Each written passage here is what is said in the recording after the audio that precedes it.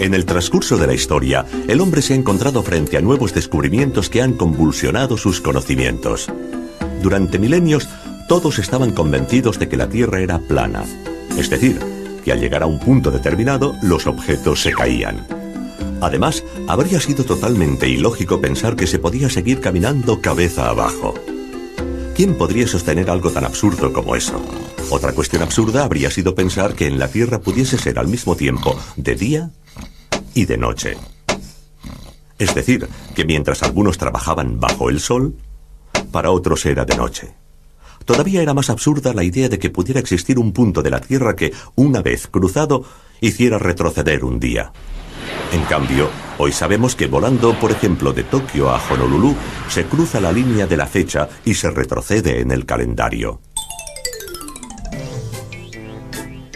Naturalmente sabemos que cuando en California es mediodía, en Moscú es medianoche, y que los australianos están cabeza abajo respecto a nosotros y nosotros respecto a ellos.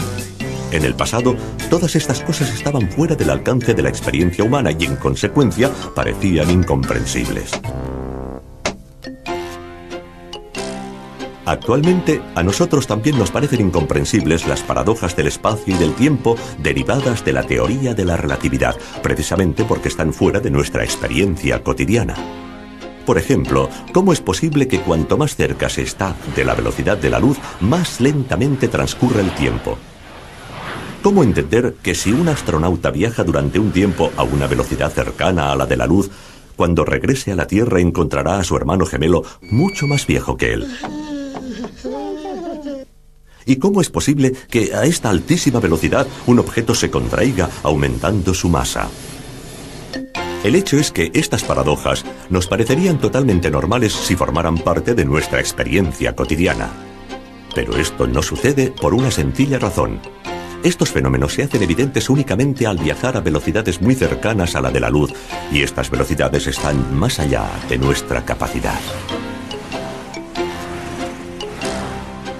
Basta con pensar que el objeto más veloz que ha construido el hombre es una sonda interplanetaria que en el momento de máxima velocidad puede alcanzar aproximadamente los 20 kilómetros por segundo.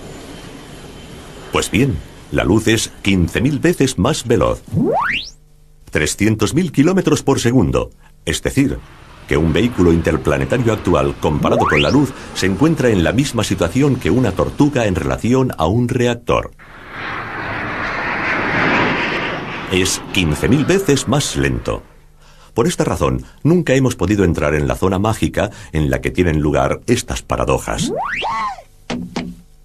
Pero, ¿por qué suceden únicamente cerca de la velocidad de la luz? En realidad, se producen siempre, incluso a baja velocidad, pero los efectos son demasiado pequeños para que nos demos cuenta. De hecho, su crecimiento es muy rápido al aumentar la velocidad. Basta con un simple ejemplo para entender este concepto. Cogemos un objeto de metal y lo acercamos poco a poco a un imán. Cuando está a 1 metro, el efecto de atracción no se advierte, aunque en teoría existe ligeramente. Tampoco sucede nada a medio metro, y tampoco a 20 centímetros. Pero a medida que nos acercamos, esta atracción empieza a notarse y aumenta cada vez más. En el último centímetro se hace muy fuerte, y en el último milímetro, fortísima. Finalmente, en la última milésima de milímetro es casi irresistible. Con los efectos de la relatividad sucede algo parecido. Con la velocidad del automóvil estamos aquí, con la del cohete interplanetario aquí. Es decir, en un punto en el que, en teoría, el efecto de la relatividad existe pero es inapreciable. Solo disponiendo de astronaves capaces de acercarse a la velocidad de la luz, entraríamos en el terreno de los efectos muy evidentes y bastaría, cada vez, un pequeño acercamiento para multiplicar este efecto y amplificar las consecuencias. De hecho, según una tabla aproximativa, suponiendo que una astronave parta hoy y regrese dentro de 1000 años, viajando a 294.000 kilómetros por segundo, el tiempo relativo a bordo sería de 200 años. Pero sería suficiente con acelerar un poco, es decir, llegar a 299.792 kilómetros por segundo para reducir el tiempo a solo 2 meses. Después, bastaría con acelerar muy poco, solamente 4 centímetros por segundo, para hacer descender el tiempo relativo a bordo a solo 3 días. Partiendo de esta base, podemos llegar a una consideración que normalmente se olvida. Hemos visto que la velocidad de la luz es muy elevada, 300.000 kilómetros por segundo. Pero solo resulta muy elevada si la comparamos con nuestra manera de vivir y de movernos, es decir, si la comparamos con una bicicleta, con un avión e incluso con un cohete. Contemplándola en el panorama general del universo, se trata en realidad de una velocidad bastante modesta. ¿Por qué? Porque es cierto que un fotón de luz emplea menos de 1,5 segundos para ir de la Tierra a la Luna. Pero también es cierto que emplea ya 8 minutos para ir de la Tierra al Sol. Si nosotros pudiéramos estar en el planeta Urano y viéramos viajar los destellos de luz de la Tierra al Sol, nos daríamos cuenta de que esta velocidad no es tan elevada. Veríamos avanzar la luz como un caracol. Si después nos situáramos en una estrella y observáramos los destellos de luz viajando entre la Tierra y la estrella más cercana, veríamos cómo realizan este trayecto en 4 años. Finalmente, si nos situáramos fuera de nuestra galaxia y viéramos avanzar la luz de un extremo a otro de la galaxia, veríamos cómo realiza este trayecto en unos 100.000 años, es decir, nos parecería casi inmóvil. A partir de aquí, podemos ejercitar nuestra imaginación. Supongamos que la velocidad de la luz no es de 300.000 kilómetros por segundo, sino mucho menor, solo de 100 kilómetros por hora. Pues bien, en ese caso, nosotros podríamos experimentar cotidianamente los efectos de la relatividad.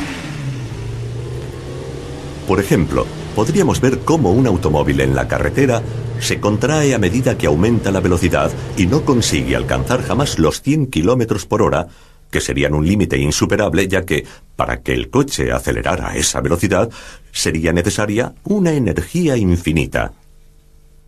Y también la masa del coche sería infinita. También podríamos ver cómo a bordo del automóvil todo se desarrollaría lentamente, tanto más lentamente cuanto mayor fuera la velocidad. Si este coche viajara de esta forma durante 10 años seguidos sin detenerse, ¿qué sucedería? Pues bien, al llegar a casa y frenar, la longitud volvería a ser la misma de antes y el tiempo a bordo transcurriría tan bien como antes.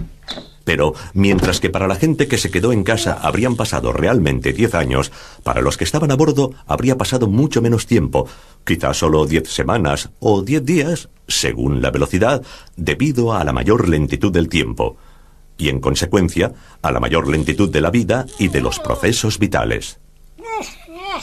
En un mundo como este, los efectos de la relatividad serían una rutina cotidiana. Por ejemplo, en un partido de tenis, debido al efecto de la velocidad, la pelota se contraería en cada golpe. Después, al detenerse, volvería a sus dimensiones anteriores. Después de un tiempo, ya no tendríamos en cuenta lo extraño del caso y lo consideraríamos una ley física normal, como en realidad es. Y al subir a un tren que viajara de Turín a Roma, sabríamos perfectamente que, mientras los relojes de las estaciones ferroviarias señalan una duración del viaje de 8 horas, nuestro reloj señalaría quizá solo 1 hora, porque al viajar cerca de la velocidad de la luz, habríamos vivido más lentamente.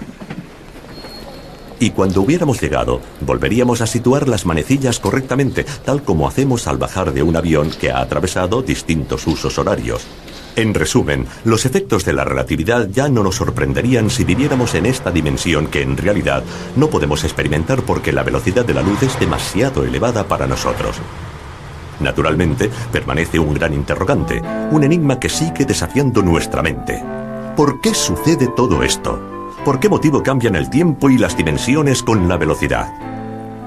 En cierto sentido, la respuesta es muy sencilla. Siempre ha sido así, aunque nosotros no nos hayamos dado cuenta porque nunca hemos experimentado estas velocidades.